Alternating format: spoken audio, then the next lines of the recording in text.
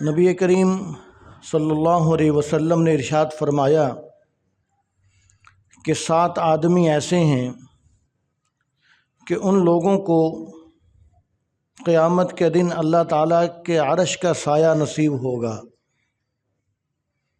اور قیامت کا دن ایسا سخت ترین دن ہے کہ جس دن سورج آدمی کے انتہائی قریب ہوگا، یعنی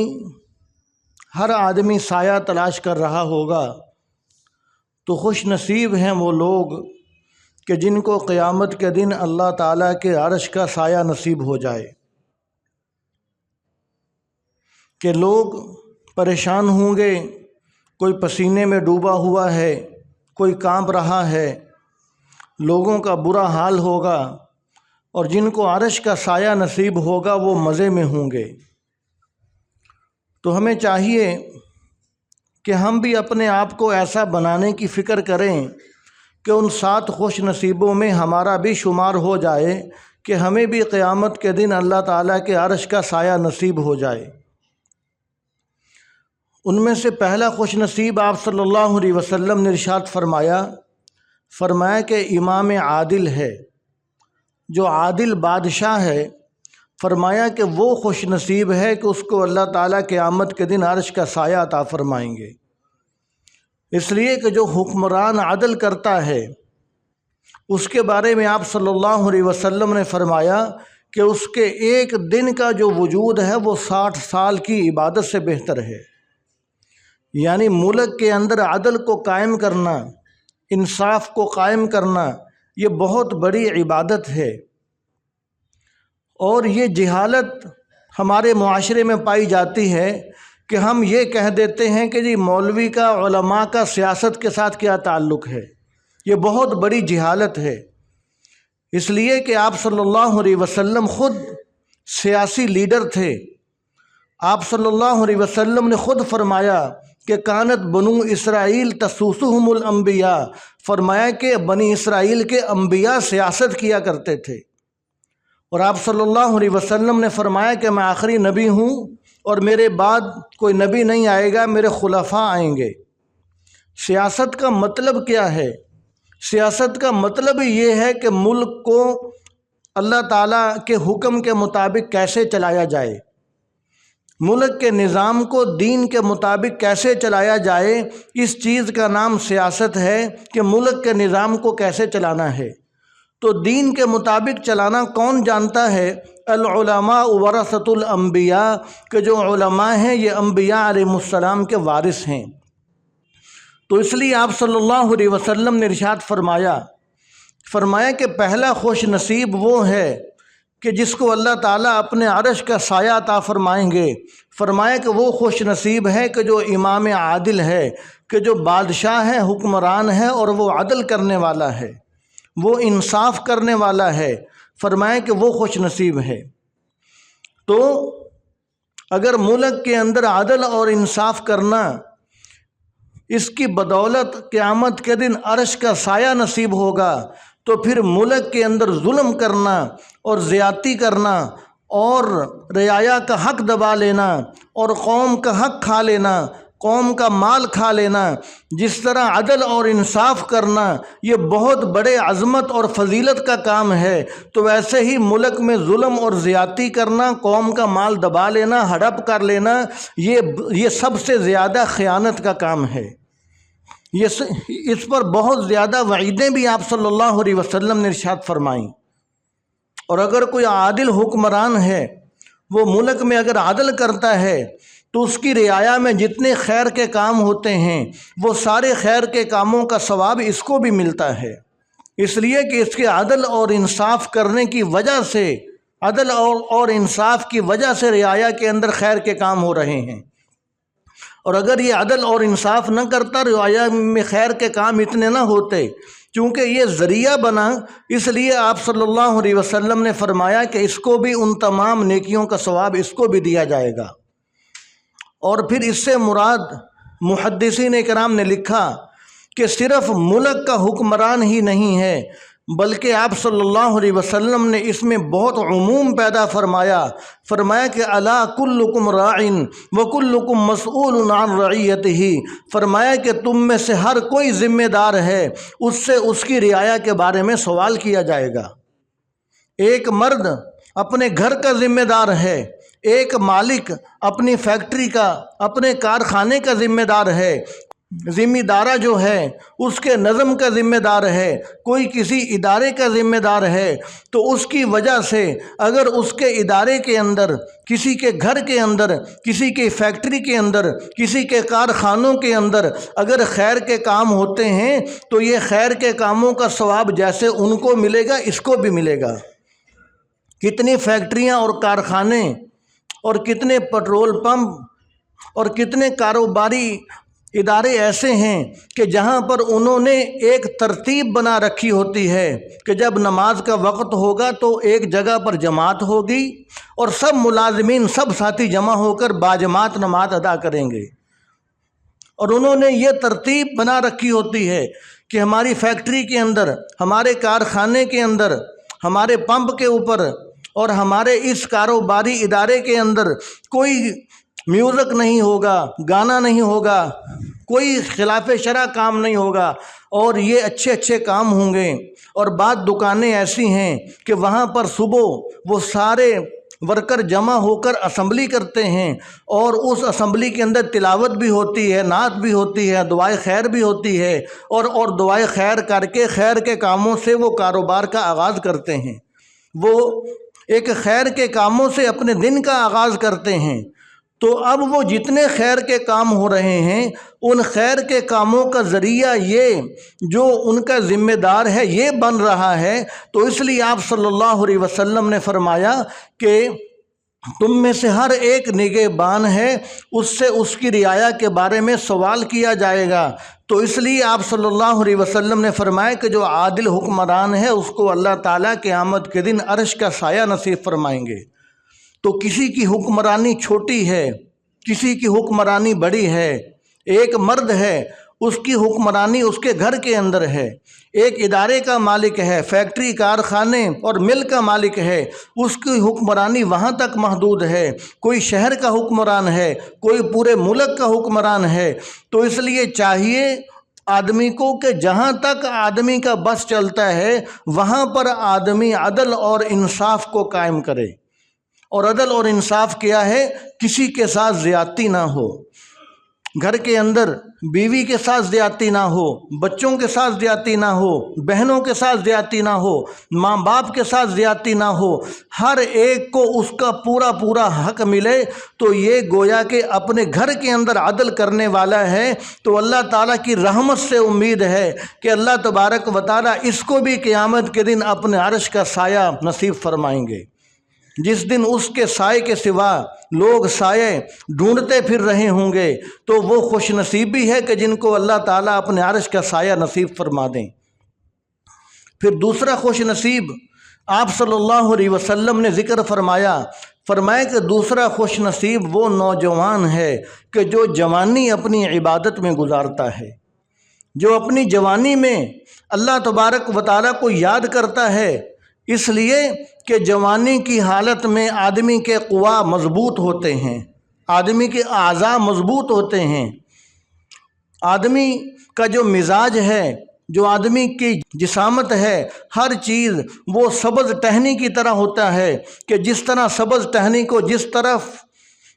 موڑنا چاہے موڑ سکتا ہے آدمی، تو آدمی اپنے آپ کو جس رنگ میں ڈھالنا چاہے ڈھال سکتا ہے، دنیا کے مزے جس انداز سے لینا چاہے گناہ کے ذریعے سے لے سکتا ہے۔ لیکن ایسا نوجوان جو سب کچھ طاقت ہونے کے باوجود اپنی جوانی اللہ تعالیٰ کی یاد کے اندر گزارتا ہے، فرمایا کہ یہ نوجوان خوش نصیب ہے، اس کو بھی اللہ تعالیٰ قیامت کے دن اپنے عرش کا سایہ نصیب فرمائیں گے۔ اور جو نوجوان آپ صلی اللہ علیہ وسلم نے فرمایا کہ جوانی اللہ تعالیٰ کی یاد میں گزارتا ہے تو اللہ تعالیٰ کو وہ بہت پسند آتا ہے، اللہ تبارک و تعالیٰ اس سے بڑی محبت فرماتے ہیں، اس لیے کہ اب یہ سب کچھ کر سکتا تھا، اس نے کچھ نہ کیا، کیوں؟ صرف اس لیے کہ اس کے دل میں اللہ تبارک و تعالیٰ کا خوف ہے، اس کے دل میں اللہ تعالیٰ کا ڈر ہے، جو اپنی جوانی کی صلاحیتیں قابو کر رہا ہے اللہ کے خوف کی وجہ سے، تو اللہ تعالیٰ بھی بڑے قدردان ہیں۔ اللہ تبارک و تعالیٰ بھی پھر اس کو اتنا نوازیں گے کہ آپ نے فرمایا کہ قیامت کے دن اس کو عرش کا سایہ نصیب فرمائیں گے۔ اور جس کو کسی نے کہا کہ در جوانی توبہ کردن شیوائے پیمبری، وقت پیری گرگ ظالم می شود پرہیزگار، فارسی کا یہ شعر ہے جس میں کہا گیا کہ جوانی میں توبہ کرنا تو پیغمبروں کا شیوا ہے، یعنی توبہ سے مراد اللہ تعالیٰ کی طرف متوجہ رہنا۔ جو پیغمبر علیہ السلام گزرے وہ جوانی کے اندر بھی اللہ تعالیٰ کی طرف ہی متوجہ رہے، کہ جوانی میں توبہ کرنا، اللہ تعالیٰ کی طرف توجہ اور رجوع کرنا، شیوائے پیمبری، یہ تو پیغمبروں کا شیوا ہے۔ وقت پیری گرگ ظالم می شود پرہیزگار، بڑھاپے کے اندر آ کر تو جو ظالموں کا بادشاہ ہے، جو بھیڑیا ہے، وہ بھی پرہیزگار بن کے بیٹھ جاتا ہے۔ بڑھاپے کے اندر جب بھیڑیا بھی دیکھتا ہے کہ اب میرے اندر شکار کرنے کی، چیرنے پھاڑنے کی جو طاقت نہیں رہی، تو وہ بھی پرہیزگار بن جاتا ہے۔ لیکن جوانی کے اندر اللہ تعالیٰ کی طرف متوجہ رہنا، فرمایا کہ یہ پیغمبروں کا شیوا ہے۔ تو لیکن اللہ تبارک و تعالیٰ کی ذات تو بڑی کریم ذات ہے، اگر کوئی بڑھاپے کے اندر بھی اللہ تبارک و تعالیٰ کے دربار میں آ جاتا ہے،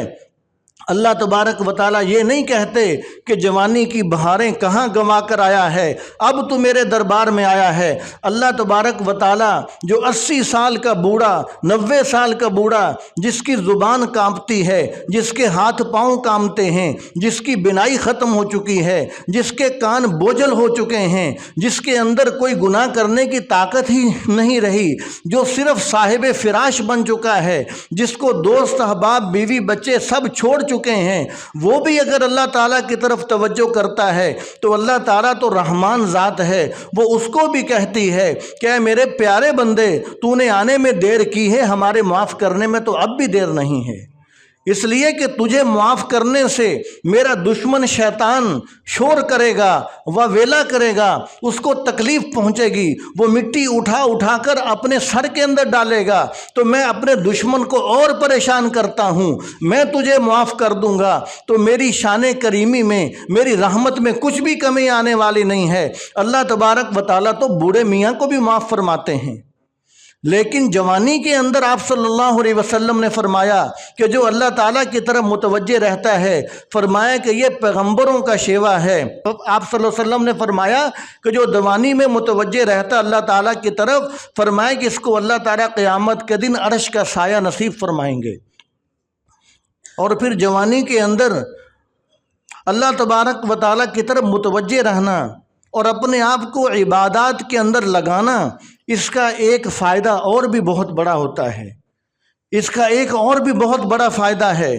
وہ یہ کہ جو جوانی کے اندر زیادہ سے زیادہ عبادات کرتا ہے، جب وہ بوڑھا ہو جاتا ہے، اب وہ اتنی محنتیں، اتنی ریاضتیں نہیں کر سکتا، تو اللہ تبارک و تعالیٰ فرشتوں سے فرماتے ہیں کہ جب تک میرے بندے میں طاقت تھی، قوت تھی، ہمت تھی، یہ محنتیں کرتا رہا، یہ ریاضتیں کرتا رہا، یہ مجاہدے کرتا رہا، یہ میرے سامنے زیادہ سے زیادہ عبادات کرتا رہا، اب اس میں طاقت نہیں رہی، اس کے بس کی اب بات نہیں ہے، اس بندے کو ہم نے بوڑھا کیا ہے، اس کو ہم نے کمزور کیا ہے، اس کی طاقت ہم نے کھینچ لی ہے، کم کر دی ہے، لہذا جتنے یہ خیر کے کام جوانی میں کیا کرتا تھا، وہ تمام عبادات بڑھاپے کے اندر بھی اس بندے کی لکھی جاتی ہیں۔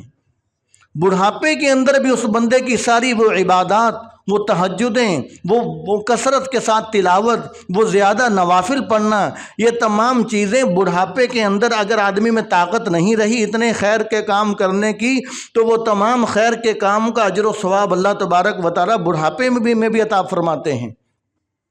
تو اس لیے اپنی جوانی کو آدمی اللہ تبارک و تعالیٰ کی یاد کے اندر گنوا دے، یاد کے اندر گزار دے، تو یہ اللہ تعالیٰ کو بہت محبوب ہے۔ اور پھر تیسرا خوش نصیب جو آپ صلی اللہ علیہ وسلم نے ارشاد فرمایا کہ جس کو اللہ تعالیٰ قیامت کے دن عرش کا سایہ نصیب فرمائیں گے، فرمایا کہ تیسرا خوش نصیب وہ ہے کہ جس کا فرمایا کہ دل مسجد کے ساتھ اٹکا رہتا ہے۔ فرمائے کہ جس کا دل مسجد کے ساتھ اٹکا رہتا ہے، فرمائے کہ اس کو بھی اللہ تعالیٰ قیامت کے دن عرش کا سایہ نصیب فرمائیں گے۔ اب دل کا مسجد کے ساتھ اٹکنے سے کیا مراد ہے؟ دل کا مسجد کے ساتھ اٹکنے سے مراد یہ ہے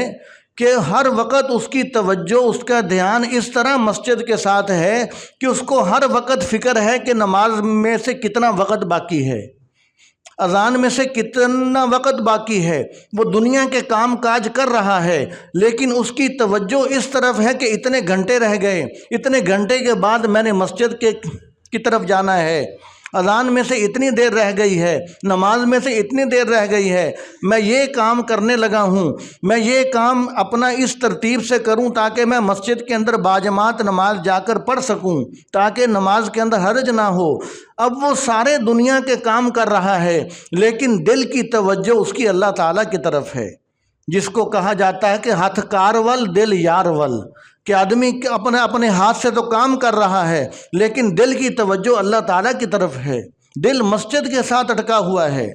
اب مسجد میں آیا نماز پڑھنے کے لیے، نماز پڑھ کے فارغ ہوا، اب جا رہا ہے مسجد سے تو اس کو ابھی سے اگلی نماز کی فکر لاحق ہے کہ میں نے اتنی دیر کے بعد یہ کام نمٹا کر میں نے اتنی دیر میں دوبارہ پھر مسجد میں آنا ہے،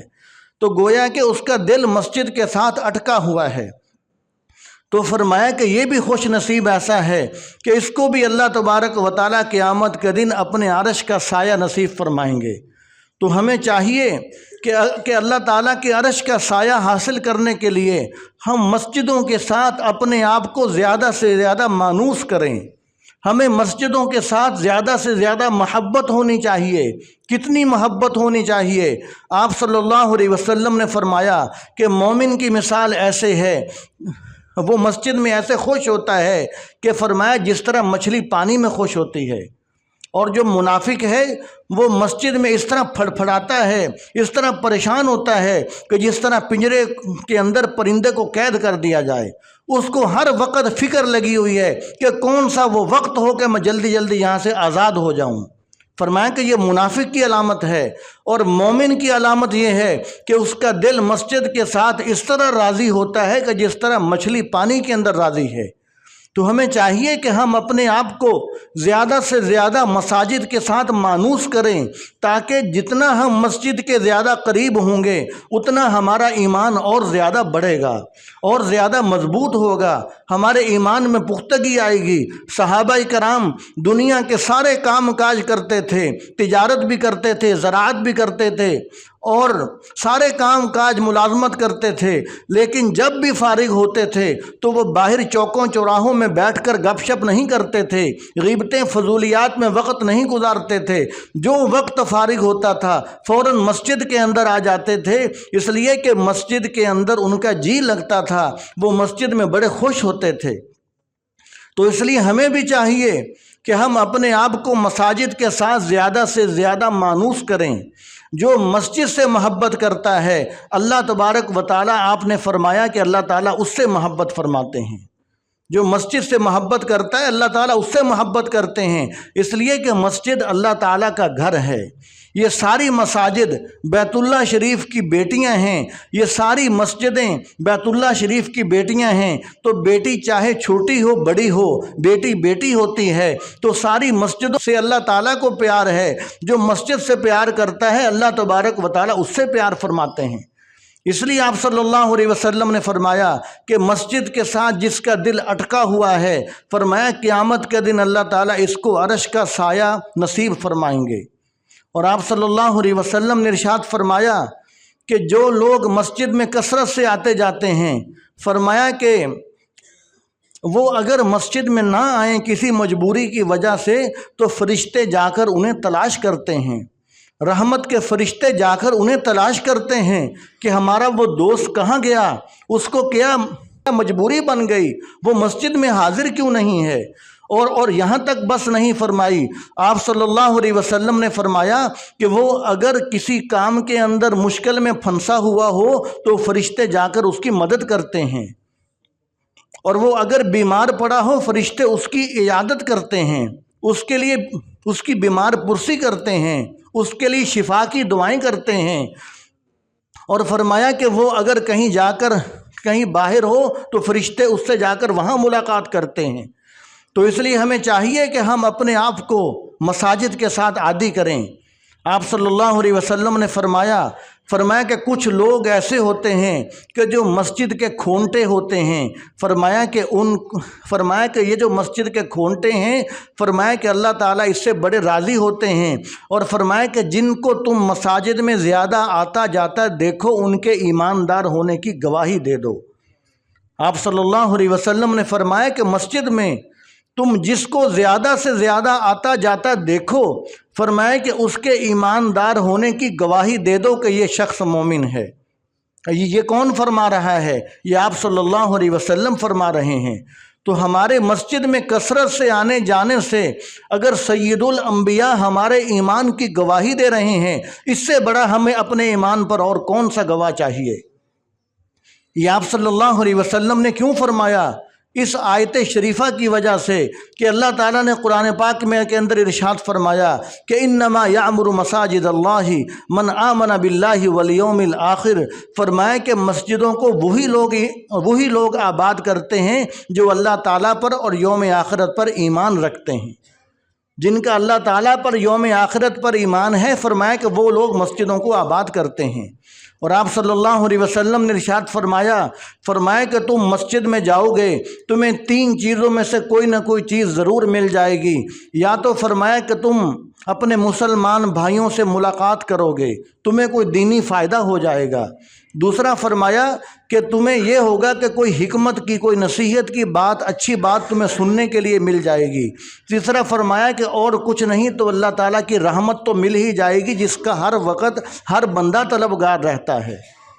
جس کا ہر وقت ہر بندہ جو مسلمان ہے وہ طلبگار رہتا ہے۔ فرمایا کہ اللہ تعالیٰ کی رحمت تو مل ہی جائے گی، اس لیے کہ جب اللہ تعالیٰ کی رحمت نازل ہوتی ہے وہ مسجد کے اوپر نازل ہوتی ہے، پھر مسجد سے پھیل کر پورے محلے کے اندر تقسیم ہوتی ہے، اور اللہ تعالیٰ کی رحمت جو نازل ہوتی ہے وہ بیت اللہ شریف پر نازل ہوتی ہے، بیت اللہ شریف سے ہو کر پورے عالم کے اندر تقسیم ہوتی ہے۔ چونکہ یہ مساجد بھی بیت اللہ شریف کی بیٹیاں ہیں، تو اس لیے مسجد کی وجہ سے پورے اہل علاقہ پر اللہ تعالیٰ کی رحمت ہوتی ہے۔ تو اس لیے ہمیں چاہیے کہ ہم مسجد کے ساتھ اپنے آپ کو زیادہ سے زیادہ مانوس کریں۔ اور آپ صلی اللہ علیہ وسلم نے فرمایا کہ جو مسجد کے ساتھ جس کا دل اٹکا ہوا ہے، فرمایا قیامت کے دن اللہ تعالیٰ اس کو اپنے عرش کا سایہ نصیب فرمائیں گے۔ تو یہ 7 خوش نصیب تھے، جن میں سے 3 خوش نصیبوں کا تذکرہ آج کیا اور 4 رہ گئے، وقت پورا ہو چکا، تو پھر باقی 4 کا تذکرہ انشاءاللہ اگلے جمعے کو کریں گے۔ تو دعا ہے کہ اللہ تعالیٰ مجھے بھی آپ سب کو اس پر عمل کرنے کی توفیق عطا فرمائے۔ وآخر دعوانا